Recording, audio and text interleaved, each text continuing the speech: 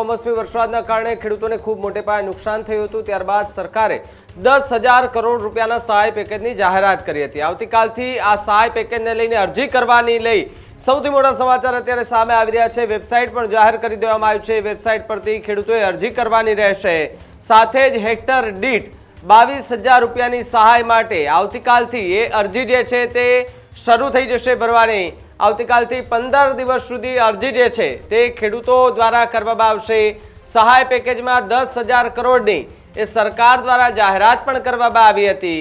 જે તમને આ વેબસાઇટ આપેલી છે વેબસાઇટ પરથી તમારે અરજી કરવાની રહેશે। સાથે ડોક્યુમેન્ટની પણ વાત કરવામાં આવી છે। અરજી કરવા માટે VCE પર એ મદદરૂપ જે છે તે તમને થવાની છે।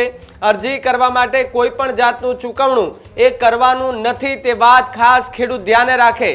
પેકેજ અંતર્ગત ખેડૂતોને સહાય સીધી જે છે તે ખાતામાં મળશે તેવી વ્યવસ્થા કરવામાં આવી।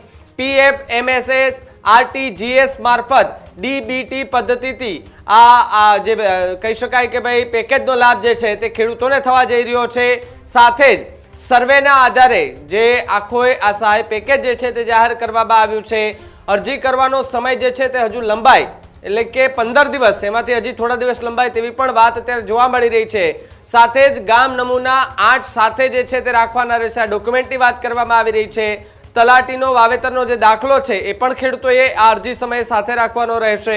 તો સાથે જ ગામ નમૂના 7-12 જે છે તે સાથે રાખવાનો રહેશે। તો બીજી તરફ વાત કરવામાં આવે તો બેંક પાસબુકની ઝેરોક્સ જે છે તે કોપી રાખવાની રહેશે। મોબાઈલ નંબર જે બેંકમાં જે લિંક કરાવેલો હોય અને સાથે જ IFSC કોડ વાળી જે બેંક પાસબુક હોય તે સાથે રાખવાની રહેશે અને તેની અંદરથી એ અરજી થયા બાદ તમારા ખાતામાં જે છે તે સીધા જ એ પૈસા જે છે તે જમા થઈ જવાના છે।